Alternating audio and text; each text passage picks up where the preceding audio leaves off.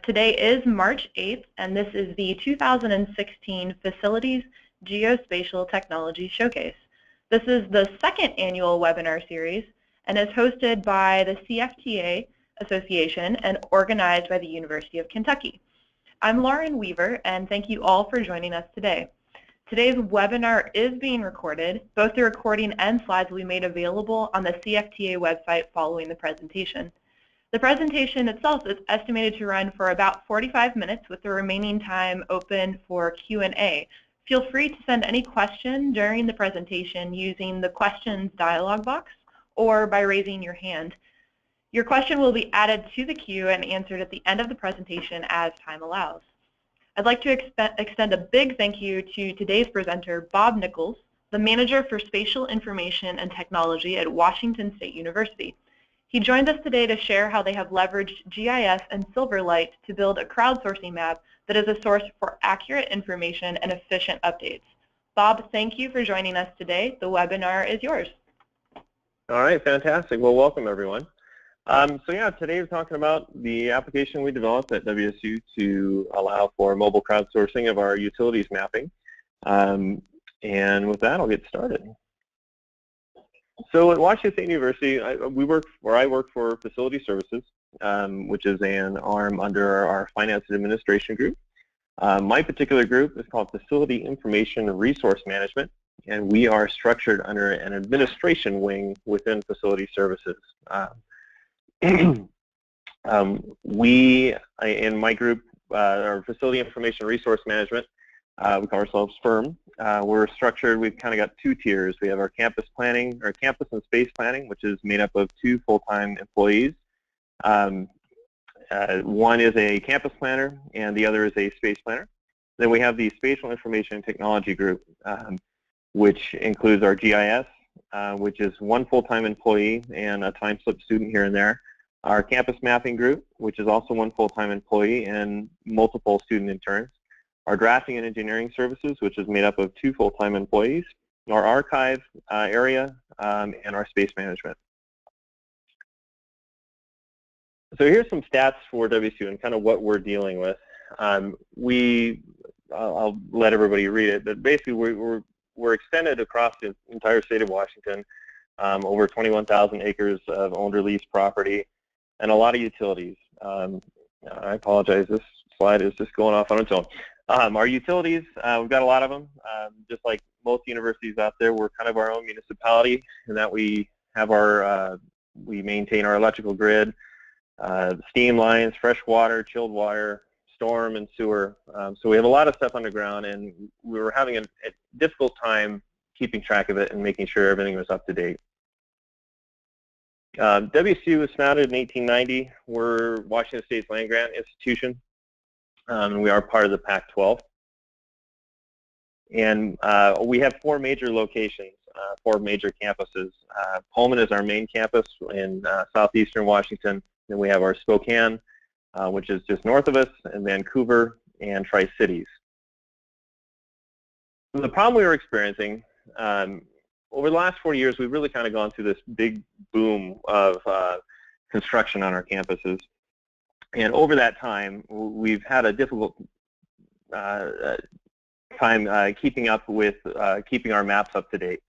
So leveraging the GIS is kind of where we wanted to go to kind of rectify this issue. Our previous mapping technology, we worked with primarily CAD-based utility maps. We did have an instance of Arc Server that was running at 9.3, and it was primarily used just for real estate purposes. And we had a basic real estate viewer that was also done in Silverlight, but a very old version of Silverlight. It was very basic. It was just really just a viewer. And that's kind of how our GIS got started, was with the real estate and tracking that information. So we had to come up with a solution. And our goal was to create this easy to use mobile application so all our staff could look at the same information as well as contribute the information back into the GIS. Now, we chose to go the Silverlight route, to write our own application. And at the time, ArcGIS Online was kind of starting to come around, and there was Collector. However, we felt that we just kind of wanted to do our own thing. And for a couple of reasons. the workflow we were trying to kind of set up with our groups, the idea of trying, one, to get people to look at it, to be able to view information in one app, but then using Collector be another place that they'd have to go, and it just very quickly seemed that it would get overly confusing for folks. So the idea to kind of create this one end-all, be-all application where we have all of our data and all of our tools just in one location. So we decided to go that route over going the Collector route. So our critical needs, to get buy-off on this, it had to be easy and intuitive to use. If it was hard, if there was a steep learning curve, it's hard enough to get folks and change their workflow, and it's really hard if it's something that's difficult for them to use. We also wanted to allow users to submit corrections and additions to existing data. That's kind of the whole point of this, so we can kind of correct our maps and kind of fix the issue that we had over the years. Our critical needs, we need to be able to support our current users. So the real estate, I mentioned that was how the GIS got started at our university. We needed to be able to make sure we didn't alienate those folks and drop them off.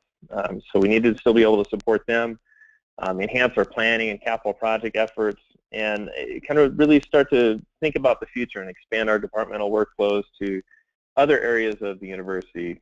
We now work with our campus police, our central IT, EH&S, so we're really starting to be able to broaden our reach and get a bigger footprint and really help out folks and, like I said, bring everybody together and looking at the same stuff. So we had to start. I mentioned we were using ArcGIS 9.3. That server architecture was not going to work for us to be able to allow folks to be able to submit data back into the GIS. That requires the use of feature services. Feature services weren't created until version 10.0. So we had to set up a new site using feature services. We needed that central repository for the database, so we stood up ArcSDE, latest version of that at the time. And then we decided to bring up and go from version 2.4, the Silverlight API, to version 3.1. And really the goal was to kind of create this internal view for folks to be able to see all of our kind of sensitive information like utilities, but as well as offer a public access endpoint to allow folks to still get some of the benefits that we're putting together.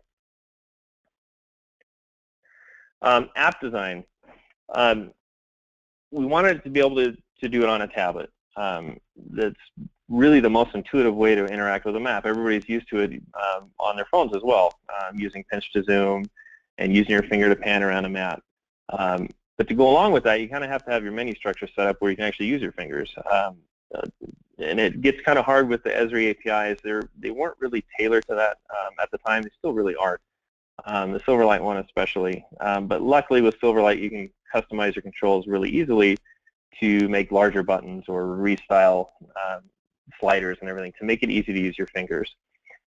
We also decided that, if you're holding a tablet just like the image there shows, you tend to hold the tablet with two hands on the side. So to be able to use your thumbs, have your menus switch out from the sides to be able to interact with the app was important. And then we also knew that since we were going to reach out to other areas of the university and within facility services, we needed to kind of have different tiers of our applications, certain applications having access to certain layers. So we kind of came up with a color coding system to make it easier for folks to realize, well, shoot, am I in the internal app, the utilities app, which is blue, or am I in the campus mapping app, which is kind of our public? If they're seeing crimson, they know that, oh, I'm in the public app. I need to hop over to the internal app. So given that color code kind of helped. The layout, I mentioned it before, being able to use your thumbs to really navigate the app, turn layers on and off to be able to do all your searching just by using your thumbs. The layout itself made those gestures interacting with the map and data very intuitive. And then the Redline piece.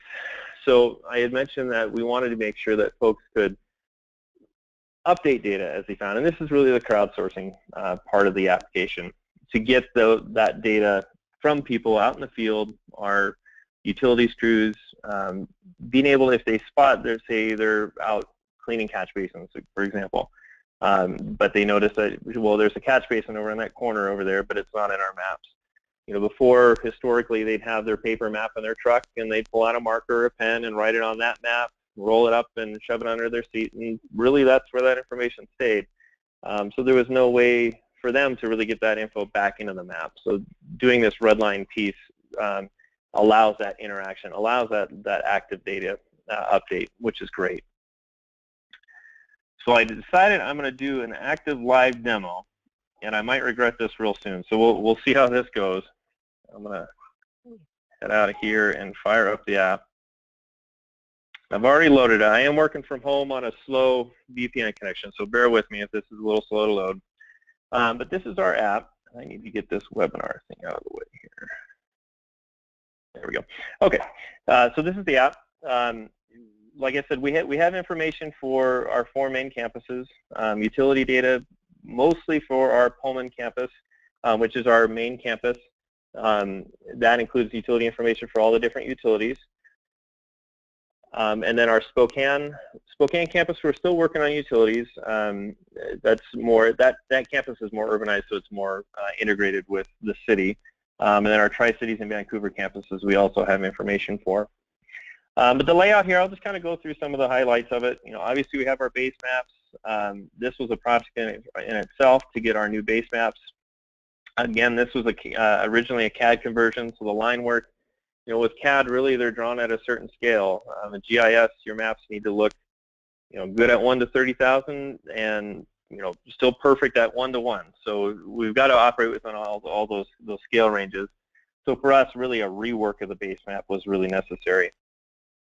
We also have access to historical aerial imagery here on the right here, and I don't know if my mouse is showing up very well, but hopefully it is.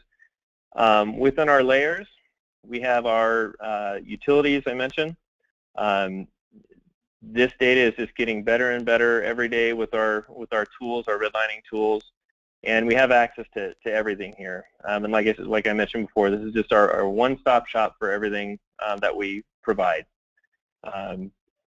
And some of the other, like I mentioned, we reaching out to WSU Police, so they have their Knox box locations here. Let's see how quickly, there we go. So they can actually hover over all these different Knox boxes on campus and get a nice little picture of where that Knox box is located, as well as just a little description. This was at their request, and it's actually proven to be a really great map for them. They can pull this app up in their squad cars and be able to pull that information up. Real estate, like I said, this is kind of how we got our start, and this allows quick and easy access. Let me turn our parcels on here, to pull up, almost a document management system in a way. We can hover over a parcel and bring up the scanned deed for that parcel. And I got to download here, just 1 second. There we go. And we can pull up the deed for that parcel. So quick and easy access. To our work menu. So this is really where the integration with collecting data from our crews out in the field, the redlining piece. I had mentioned that we can go in here and let's say they're cleaning out our storm system. They can turn their storm system on, go into the redlining tool, and we'll say that there is a catch basin located here on this corner. They can drop that down, then click on it, attribute it accordingly if they know the information about it. And then if they know which direction the line goes or happen to know where it ties in, they can draw that line as well. We'll just pretend it does a little Y there. And do the same thing. They can select that line after they've drawn it and attribute it accordingly, if they know. And that doesn't always happen, but at least now when we're in our office, we can see that these red lines are going in, and we know that if we need to launch an investigation or not, and verify the info about it. Typically, the workflow with that, we will, after we see red lines go in, we kind of let them sit there for a little while just to make sure there isn't any edits that need to be done. And then we will go out to as-built drawings to see if they happen to show up in an as-built drawing, they just never made it over. Or we'll take student interns or ourselves and take our GPS out and go GPS those points and get those drawn in the map appropriately. So it's been a great tool. And we have basic drawing tools and measuring tools, kind of the standard stuff you'd see in an app, but it's all in one place. And that was a big driving force for us to really do this on our own and not go that collector route. And having folks jump from app to app to figuring out which app they got to go to get the information they want. Didn't really want to go there. So that's really the app. It does a whole lot, but I think for the interest of time, I think that's probably enough to show. We also have our public app, which is found at couggis.wsu.edu, and I'll have that in the slide later. But it obviously doesn't have access to our utility stuff, but you can at least view the app and launch it and play with it. It's a little stripped down, but most of the functionality is still there. So getting people to actually use this, how do you get folks to want to use it, one, and then to really see the benefits in it and take ownership in the data? We did a couple things. First thing, our plumbing shop, after they go to the app, they'd say, well, shoot, there's some data in the GIS, but it doesn't match my maps. And this kind of kept happening over a period of time. And finally, we're like, where are your maps? Can we see your maps? So they showed us their maps, and they were, I don't know when they were actually done. I think they were originally produced in the 60s and just updated over time. But the paper was really deteriorating, and they weren't really long for this world. So we scanned them all in, georeferenced them, and now they're available as an image service within the application. So they have access to their old maps. It's a familiar thing for them, but they can also overlay the current GIS data right on top of those. And it's great to see their Redlines that they've done over the years, and have been a great tool for us to be able to integrate their hand-drawn Redlines into the production data that we have today. So that was really great. That instant familiarity for folks to be able to see what they're used to, but in a digital form. The other thing is we've always had a problem with is our as-built drawings, or record drawings. Everybody has a different name for them. But after a project's completed, we've noticed that it can take several years before we get the actual record drawings after a project is complete. And these major projects disrupt utilities quite big. So we needed a way to be able to show those changes without until we get these record drawings. We need to be able to show what changes may have taken place at that site. There's been situations where we're already renovating or ripping up a street before we get as-built drawings. So what we've done is taken the latest construction set drawings that we can find, hopefully 100% CDs, but whatever we can get, and we will, again, georeference those, publish those out as an image service, and now if there's a site that's in construction, you can pull up that drawing and overlay the utility data, and you can really see where the changes may have taken place. And this is just kind of our stopgap, but it's a really great tool to allow folks to kind of get an idea of what's going on, and to see that there is something there, that we do have something for it. So we originally deployed the application in February 2014. Since then, we have over 200 internal users, and those users are within facility services. They are with our WSU, the police department, our central IT, EH&S. Just last month we brought in our parking services group. So we're really kind of starting to grow this base, and the great thing is everybody's just using the app. We're not actually having to really train folks using our desktop, which can be kind of a steep learning curve and fairly intimidating for folks. But by presenting it in a easy and intuitive to use application, that barrier to entry gets lowered greatly. So we really had great success with getting folks on board. We've also seen over 660 users. That's internal and public users, and it is being used now by all 4 of our main campuses. The results, so it has this paid off for it, yes, in short, but like I mentioned, we have multiple departments now updating their own maps, and that's been great, especially our now central IS or IT. They have their data in there, and that's always been a struggle, is to see what maps they have. But now we're all looking at the same map. They're using the redlining tools to update it. They had an AutoCAD map that they were using before. That, not to knock them, they didn't really know AutoCAD well enough to be able to really do a good job at keeping up their maps. So now they can use the GIS, use the application, and they're doing a great job. And now everybody has access to it, which certainly is benefiting our capital projects group. We've also, which the tool was not originally designed to do this, but we're actually having complete systems being mapped strictly using the Redline utility. And the greatest example we have of that is our irrigation of our grounds crews. Last winter, we really didn't see much snow. I think we maybe got about an inch during one snowstorm. So they didn't have a lot to do. There wasn't a lot of snow to remove, so they wanted to get all of their irrigation lines mapped. They had done a good job just having, paper napkin type maps and scan maps that they had in their own shop, but nothing was continuous. So they used the Redline tool and mapped out the entire irrigation system. I think it took them 2 or 3 weeks, but in that time they mapped over 4,000 components like valves and meters and over 3,000 individual lines. They've done a great job. I'm really proud of those guys, and now they use it all the time. It's been really great for them. And like the next bullet point states, GIS is really now that single source, what we were really looking for. There's, we will still publish a paper map if needed, but if you want the latest and most up-to-date data, folks are now going to the app and seeing that, and we're all looking at the same stuff.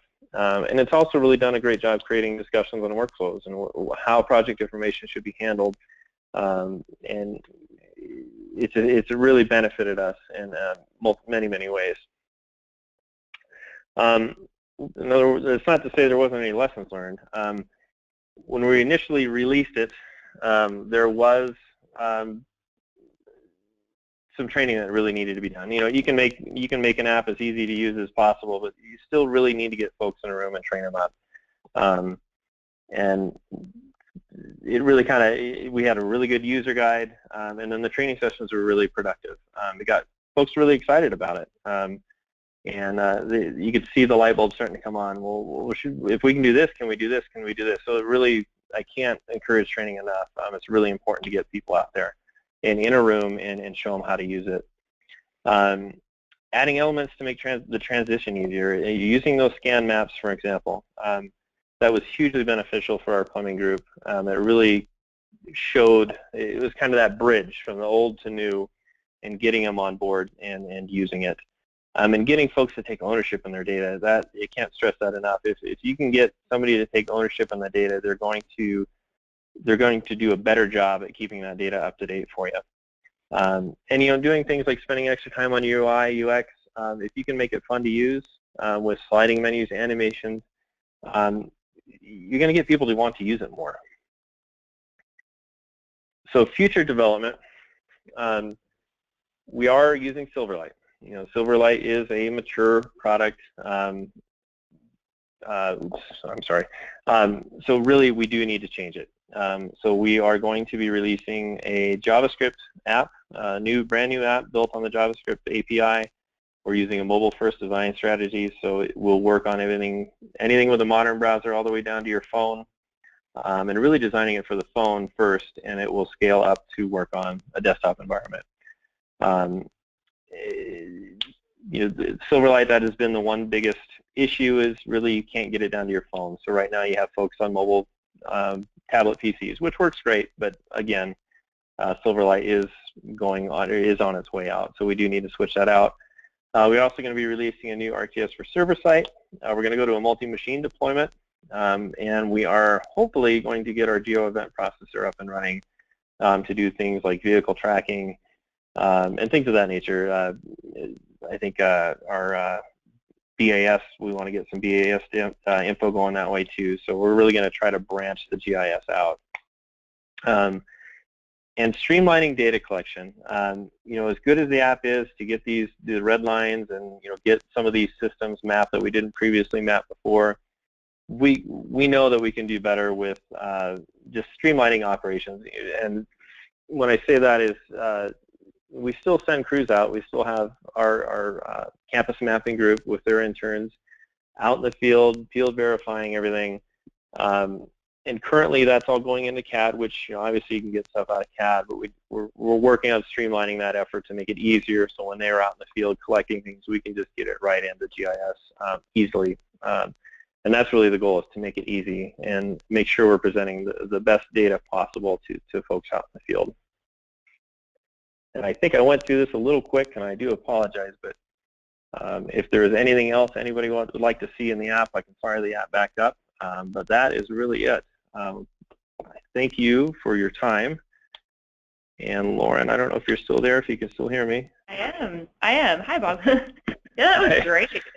You ended a little bit early, but that's perfectly fine. You covered a lot of information, and there are questions coming in. So if you want to get started on those, I'll start sending them your way. Absolutely. Yeah. Okay. So it's noticed that you're connected with a lot of different groups on campus, from utilities information to real estate. And your department's also really small. You said it's you, one full-time employee, and then you have other people kind of coming and going. How do you manage to connect to so many different groups? Yeah, it's really just getting out there. And it's really, the app has kind of spread like wildfire on its own. People are really genuinely excited about it, and just getting as many people, during meetings, talking to people. I happen to be really good friends with a couple of the WSU police officers, so that's kind of how I got my in over there, to get them excited about it. But it's really just getting out there. If you know that there's a department on your campus that can have a benefit from using something like this, you just got to reach out to them. And it really, after they see something, it really doesn't take much to get them to want to get in on it.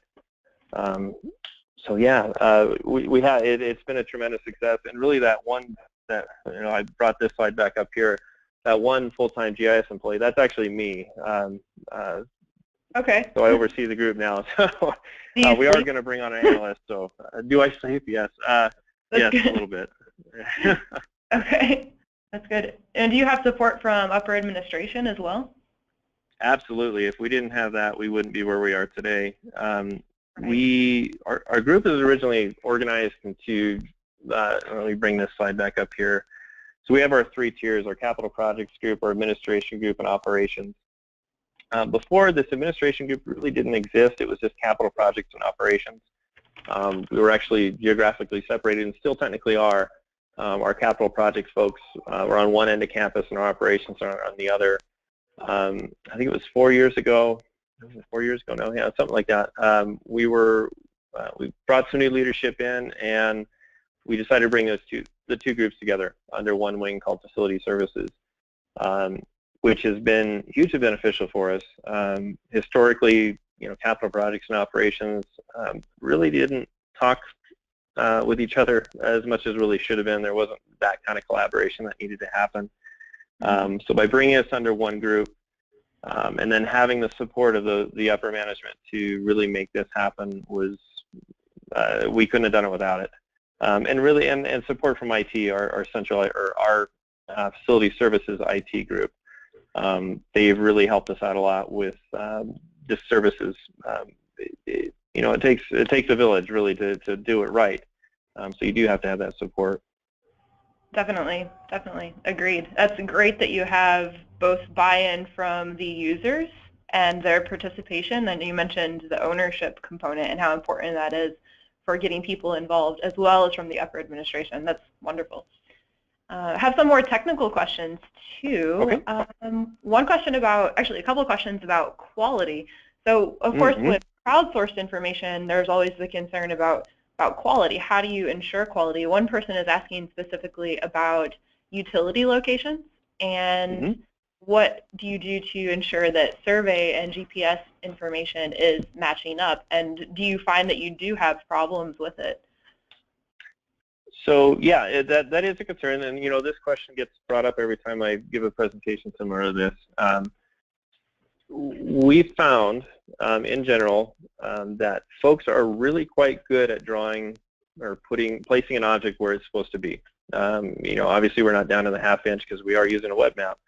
And I hate to use the word, good enough, But in some cases, like the irrigation system, you know, an interface like this and having users place it on a map or using an aerial photo is good enough for those types of systems. Now, when we get to our more critical systems, like say water or even our storm and our sewer, sanitary sewer, there is that check that we do. We do send folks out with a GPS. We do have centimeter accurate gear, Trimble units, and we will send folks out there. And when they're out there, they're collecting more data too. We're collecting inverts and everything that's not collected during the initial red line. So there is a concern, but at the same time, I joke, and maybe I shouldn't joke about it. As long as we're within the width of a backhoe shovel, that should be close enough. And again, I probably shouldn't joke about that, but we have found that what the data that we're collecting using this method has been very accurate. So yeah, but you know, there is that concern. Absolutely, absolutely. But that you're seeing the accuracy is very positive to hear. Now, with that accuracy component, it leads kind of well into the reliability of the internet as well and data syncing. Mm-hmm. Are you finding that folks have that reliable internet connection to be able to sync it? So the mobile, getting folks out in the field using this has been a challenge. Our wireless on our campus is not that great when it comes to outdoor usage. What we have found, I think there has been one or two folks that really that have a Surface device that have been able to get stuff out in the field, our heavy equipment group. But by and large, we have found that people come back to the office. They prefer to come back to the office and actually do this at their workstation. Okay. And unfortunately, one of our big stumbling blocks, our university for some reason has issues with paying for cell phones and data plans. So mobile broadband devices haven't been an option, unfortunately. But that would enhance our operations if we could go that route. But like I said, by and large, most folks do come back into the office to do this stuff. However, they technically don't have to. Okay. Yeah. Okay, and your screenshots show Windows tablets. Does the application that you're working in run also on iOS and Android and other devices? So that is one of the reasons that we want to get away from Silverlight. Silverlight it does work on within Safari, the browser for Safari browser, but not iOS, not Android, not Windows Phone. So that has been a crux of the system. So really, when we say mobile, we're talking tablet PCs. But with the new version, writing it in JavaScript, that will no longer be an issue. And we do expect people to have their phones and be able to do those edits on their phone. And I'm hoping, fingers crossed, we'll have that released by the end of this year. Okay. Is it accurate to say that you're moving to Esri tools and SDKs? Yes. Oh, yeah. We're firmly in the Esri ecosystem. Okay. Okay. Let's see. Are you using ArcGIS for your services in that same regard? Yes. Yeah. In fact, our new site actually was able to get under the hood yesterday. IT finally, we've got it set up now, and we're running 10.3.1. Just in time for 10.4 to come out, but we have 10.3.1 up and running. It seems like every time you turn around, there's a new version. Yeah. Yep. We have a question about integration with BAS. Are you able to talk a little bit more about that and what your plans are for integration, or how you plan to integrate? I'll be able to talk. Yeah, it'd be really briefly. We're just now starting to look at it. With the GeoEvent processor, there are connectors. Some companies have connectors already written that allow their devices to be able to talk directly to the GeoEvent processor. If those connectors are available, from what I've seen, it's very easy to pull data out from those devices and update a feature class, if you will, if that's your use. If the devices don't have connectors, there is an open SDK to write them. I haven't gotten that far yet to really kind of give you a better answer than that. But I know that there are groups out there that are writing these custom connectors to do that. All in all, it's a really slick system for getting that real-time data, and really slick if those connectors are already done. Okay, that's great. That's great. We have another question about integration as well. Do you have any plans to work with integration of facilities work order management? Okay, yeah. So we are using AssetWorks. We're using AIM. At this time, I don't know if I could really answer either way. It's been mentioned. What is AIM? I'm sorry? What is AIM? You said you're using an AIM? AIM, yeah. So that's our CMMS. That's what we use to write work orders and manage a bunch of other stuff. I'm just now getting my feet wet with AIM, which I'm sure my coworkers are laughing in the next room. I've avoided it for this long.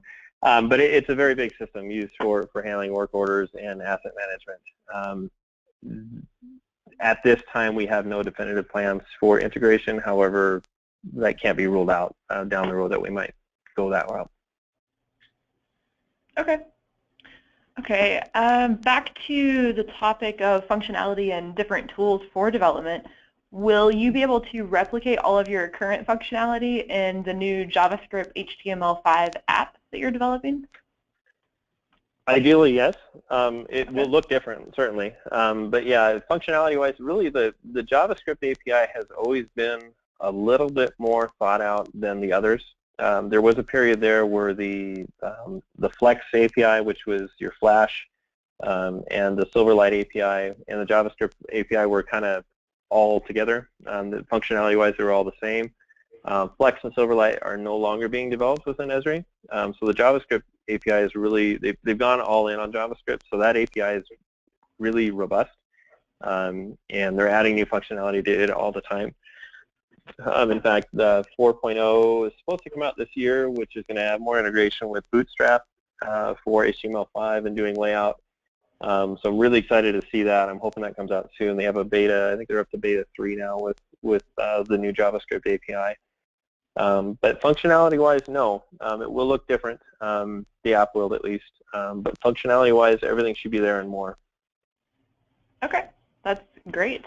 And yeah, and the more being the key part of why you would want to change. So. Right. In general, that technology getting out of the .NET environment is much more flexible, really, in general. Okay. Let's see. So I noticed you have documents stored, and like with the real estate association, for example, you were able to pull up the ownership information as a document. How are you managing that storage? So yeah, so these the documents themselves reside on our internal web server, and then basically you should still be able to see my screen now. So I've just hovered over a building. You can hover over any of our buildings statewide, and we'll have a link to the floor plan for that building. So really in the feature class for the facility layer, there's just a field that just has literally just the file name. And then using the app, I've got a script running that writes the rest of the URL, and it points to the, in fact, you can look up here, you can, there we go. You can see, this is local storage now. Anyway, it's just, all this document is doing is sitting on a web server, our internal web server. Okay, okay. And is that true for all of the documents? That is correct, yes. Okay, okay, that's great. Yep. Now, how do you manage permissions to view and edit the data, like especially with utilities information where it might be sensitive? Is it locked down by passwords, or is the edit functionality limited to specific personnel? Sure. So let me bring the, or actually here, I'm going to back out of the app real quick, and I will go to our, this is kind of our internal site here, if you will. And since I'm the system administrator, you will see all the different apps. So these are all our different apps here. So folks in the real estate that have access to the real estate app, they can't do the Redlines like that in the utilities. Operations can, the utilities group can, emergency services, our police department, they can't. We are tied in for authenticated. We're using web tier authentication with our ArcGIS servers. We're tied into WSU's AD system, Active Directory, for user groups and usernames. Essentially, all of these apps have their own user group in AD, and the appropriate users are within that user group. And then within ArcGIS for Server, we've got the individual services tied to each of those user groups. So if you're not in that user group, you're not going to be able to pull up that map service. You're not going to be able to edit it, or whatever the capabilities of that map service may be. Okay. Okay, very cool. I like the colors. Small note, the colors. Are nice.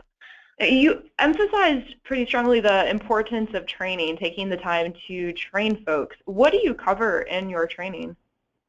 Sure. So really, the first thing I'll do, and I'm just going to kick the app back open here, and again, I am on a home connection here, so this may take just a second or two, or it might be really quick. We'll see. Really, I just kind of go through each of the menus, and I tailor the training to the group of individuals that I'm training.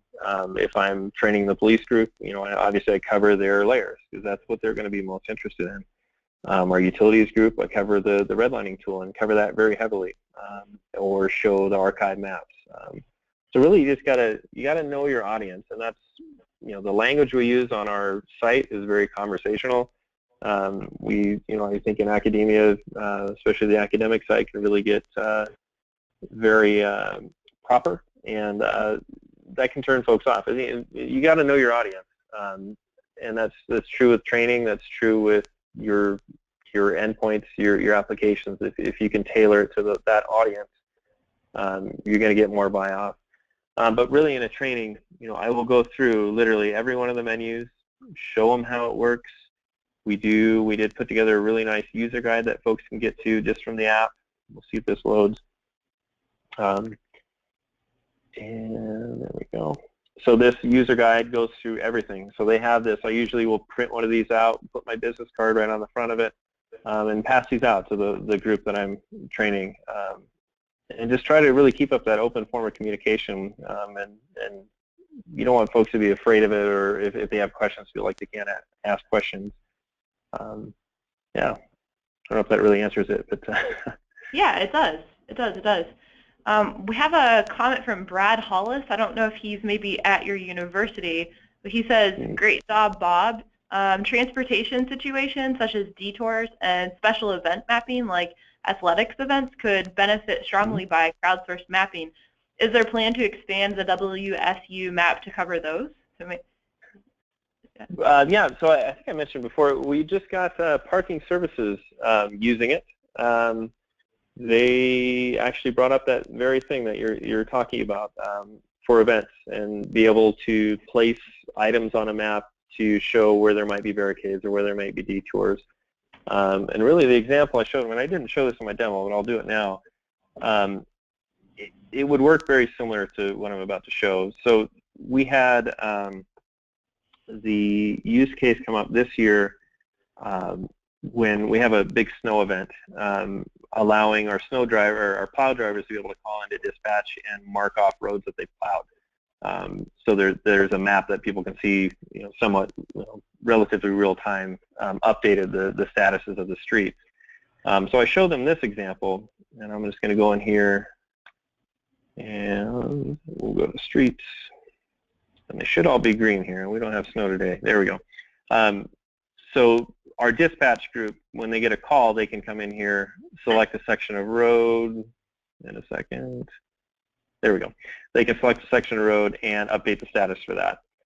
So along those same lines, we had talked with parking services to be able to do that, event type parking, or in fact, this section of Stadium Way gets shut down during games. So there is talk of doing that, and we're certainly open to it, because really, a map is a great platform for doing that kind of stuff. Mm-hmm. Very cool. Now, do you find that people are effectively using it to update the information as they're going? Yeah. Oh, yeah. Really, this year we didn't. I think we had like one major snow event, so it really only got used once this year, but it was used quite heavily. That was kind of our big test run. And it worked pretty well. Dispatch, it was really a coordination between our plow truck drivers, and our dispatch unit. And yeah, they did a very good job of getting everything updated. Okay. And as well as the Redlines too. We usually get 20 to 30 Redlines a week, depending on the system.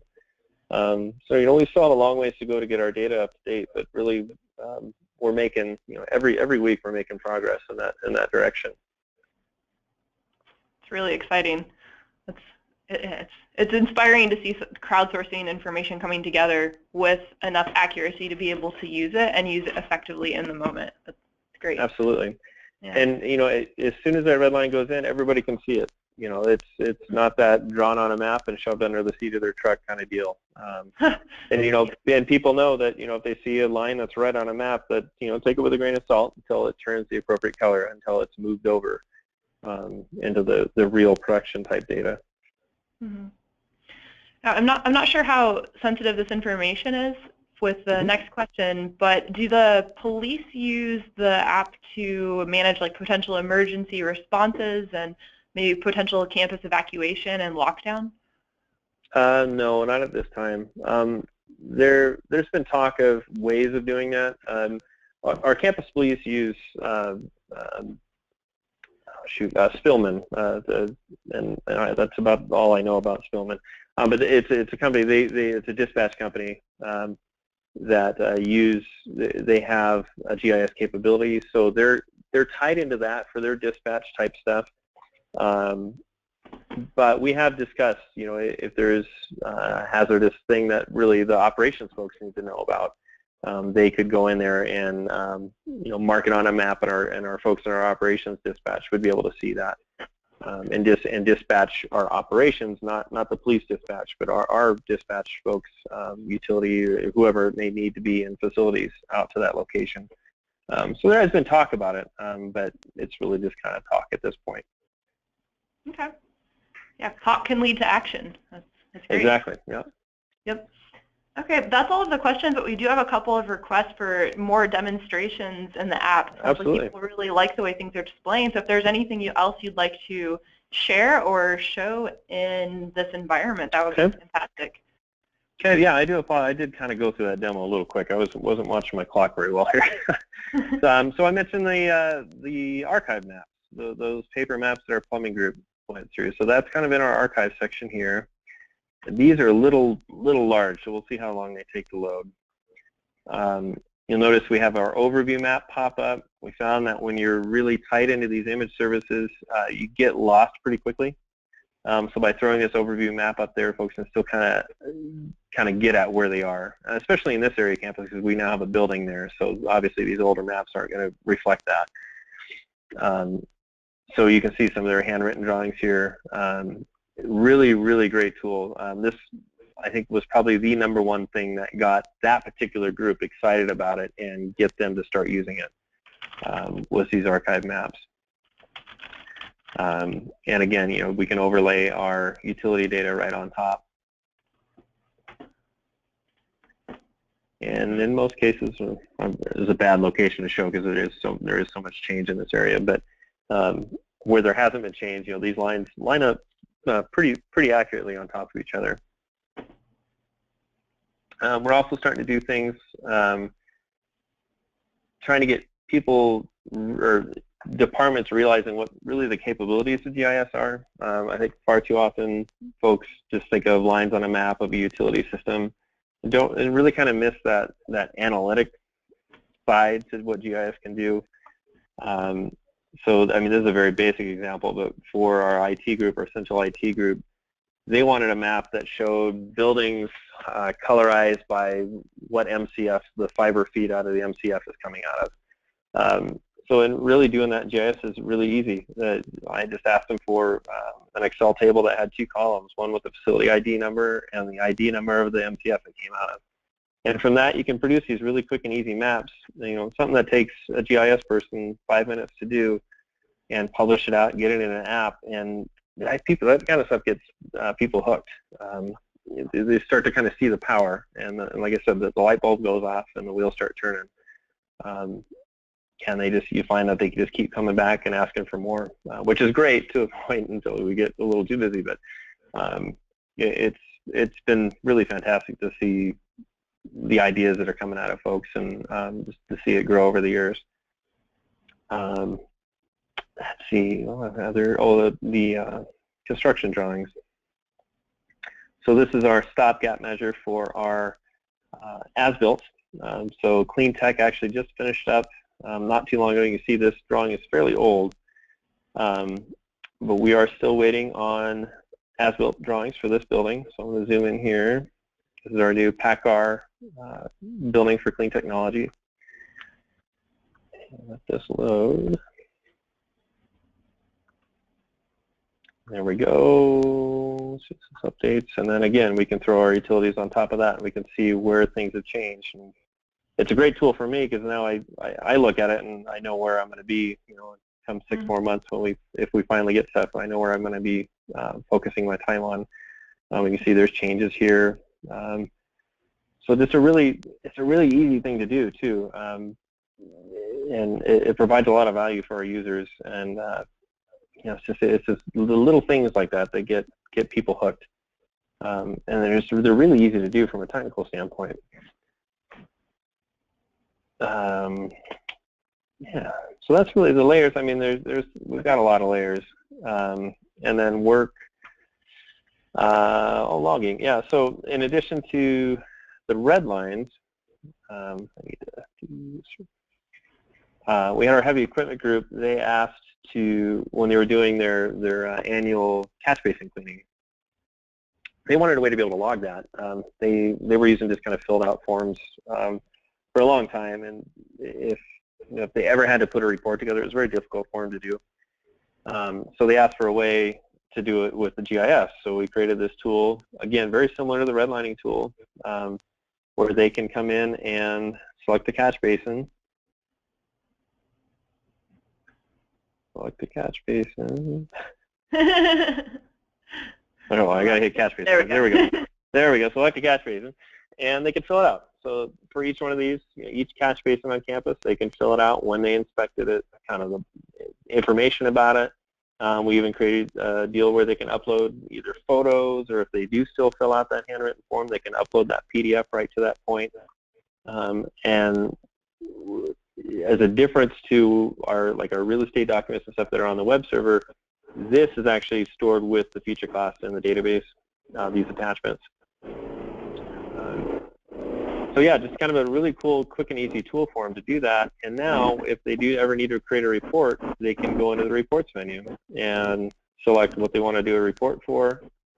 And let's say it's kind of, oops, I guess I need to say it's this area here for catch basins. They need to see which ones they've done. They get a nice table down here, the map marked up, and we even coded a export to Excel feature, so they can export this right out to a CSV and save it out, and now they have an Excel table and a map to go along with it. Very cool. Okay. Now, are you guys doing anything with space, interior spaces? Interior, we haven't moved in the interior yet. I know UW is doing a lot with taking CAD floor plans and doing a conversion to GIS through a custom tool they developed. I would really like to look more into it. That is a pretty big undertaking. I think we've got close to 900 buildings spread across the state, so it's a bit of a daunting task, but eventually we will get there. That's our goal. But yeah, not right now. Okay. Yeah. Yeah, we're also working on interior mapping, and it's pretty big. It's a pretty big task. There's a lot of benefit that comes with it, which we're just beginning to do. Yeah. So we do have one more question about your background rather than your presentation. Did you come from municipal or civil engineering, or did you begin in higher education? No, so I was, when I graduated at WSU, I'm a WSU alum, I graduated with a management information system major, so it's kind of a blend between business management and computer science. Really, it's for creating project managers for information system projects. But I started when I was in school. I was an intern for the capital projects group, and working just IT stuff, doing web development. And I did that for a number of years, desktop support and everything. And then in 2011, I got the opportunity to start playing with the GIS and kind of start making that transition. And then in 2013, I think that was when I was officially moved over to be the GIS developer, having a developer background and really no cartography background or mapping background at all. I am a licensed pilot, so I've worked with maps a lot, growing up, going through that process. But yeah, I do have a strict, developer and IT background, and getting into this. So it was a little bit of a steep learning curve at first. Databases, I've always had a really good affinity with databases, and a geodatabase is a little bit different, and a lot of different terminology. But yeah, I think being a developer, obviously, for writing applications like this is certainly helpful, but not entirely necessary, especially with the new tools that ArcGIS Online are providing for non-developers to be able to create, similar tools. And I mentioned before that was an option for us. My biggest stumbling block with that is really those are set up. You create an application for a map, so each one of these layers, basically, you would have an application that would show those layers, or a Redline. If I wanted to do a Redline, you would have an app spun off just for the storm system. So getting your users to really know which app they got to go to and where to do what you need them to do, it just seems it could be easier. And that's kind of your goal, is to make this easy for folks, or else they're not going to use it. And there are some folks that you can make it as easy as possible, and they're still not going to use it. So we have been fortunate. We haven't had too many of those folks, but they do exist. Excellent. Well, I think we're coming up on time now, actually. We do have compliments, excellent presentation, great content, and excellent explanation of how to. And we've had great questions throughout this last part of the webinar. So thank you for everybody who has taken the time to ask those great questions for Bob as he's presenting and sharing this information. Oh, we have more compliments coming in. Hugely relevant. Thank you. Oh, you're quite welcome. It's in down here at the bottom of the slide. This is cougis.wsu.edu. That's our public app. Go check it out. Go kick the tires on it and play with it. Oops, gosh, this presentation just wants a mind of its own here. Yeah, go play with it. And if you have any questions, please don't hesitate to shoot me an email. I'm more than happy to get in contact with you, reach out with you, and if I can help point anybody in the right direction, then gosh, that's just great. Very glad to hear that. Very glad. And thank you for your time, Bob. Thank you for everybody joining us today. We will be uploading the recording and slides onto the CFTA website after this webinar, once we have that set up and ready to go. If you do have any questions following this, please do feel free to contact Bob directly. He seems like a great resource. The next webinar in the Geotech Showcase is scheduled for 1 p.m. Eastern Time on April 12th. Elizabeth Getz, GIS and CAD technician for the University of Colorado Boulder, will present Moving from Data to Solutions, Integrating GIS, Document Management, and FAMIS. For more information on future webinars in this series and more, please visit the CFTA website at www.cfta.org.